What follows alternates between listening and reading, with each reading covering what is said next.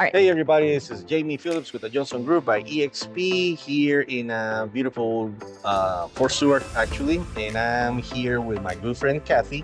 Hi. And today we're doing our second episode of Two Realtors and 4 questions. I'm gonna let Cathy introduce herself and then we're going from there. Cathy? Hey there, Cathy Hicks. I am one of Jamie's teammates here at the Johnson Group. We are brokered by EXP Realty, but I specialize in working with first-time buyers, military buyers, and I've gotten to where I do a lot with new construction, which I kind of love. It's fun. So, Jamie, ask me my first question. The first question. What do you recommend people about finding a lender? What they should do? I think the first thing you need to do when you're finding a lender is communication. That's the number one thing. Are they going to communicate with you? Are the realtors that are working with you going to be able to communicate with them? Actually, perfect examples. I've got a client that we just got his pre-approval last night. He ended up going with a local lender, even though her rate wasn't better. Snitch. Her rate wasn't as low as the other guy, but the other guy's in Michigan. Is he going to answer the phone when we call? Not necessarily. So for me, it's all about communication. Great. Your turn. What drew you to getting involved in real estate? Oh, that's a good question. Let's start by this. This very stage that we're on, this thing that you guys see behind me, literally today, I retired from the military 10 years ago, and I've been in real estate since then.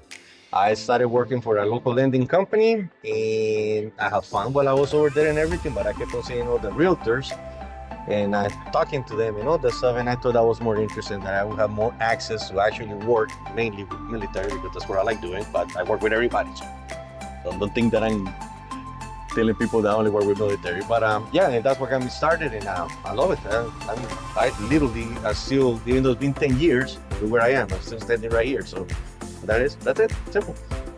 All righty. My turn now. Your question. Let me see if I remember what your question was. I know, right? I think I already forgot. What was your question? Let me see. This is funny, right? Right. Gotta love life. We can cut it out. Life, no, we're not going to cut it I'm out. going to cut it out. This is real. This is real life right here. You ask me yours and then I come back. Okay. How far in advance should someone start the process of purchasing a home? Ooh, that's a good one. Me personally, I would recommend at a minimum 6 months, and that's like at a bare minimum. In some cases, depending where you are and depending on the market has dictates a lot of that. In some cases, you might want to start about a year out. Mm-hmm. Again, it depends how you look at. You can do your own research on this. You can look how long a house stays in the market. Mm-hmm. That will indicate the house has been in the market for 6 months. That's when premature is telling you now that you have to do it in a year.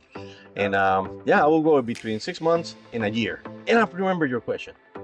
All right, hit me. And your question was, why would you? Let me rephrase this. Why is it important, in this case, since we're talking about military, for an agent to have experience working around the military? Great question. Glad we remembered that.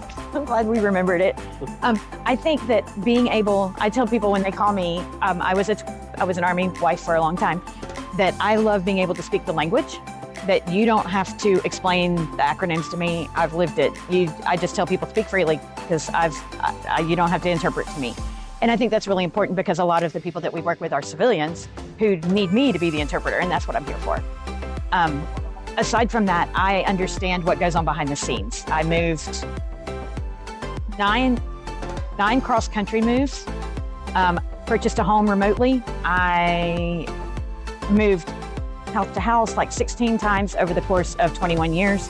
So I have a lived experience, not just from my personal experience with homes, but also I've raised my kids that way.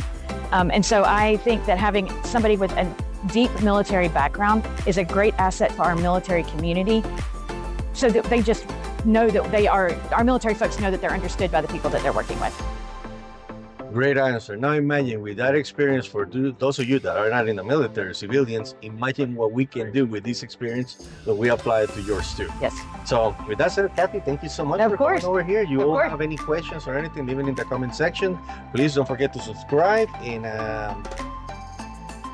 I'll see you next time, and God bless you all. Bye.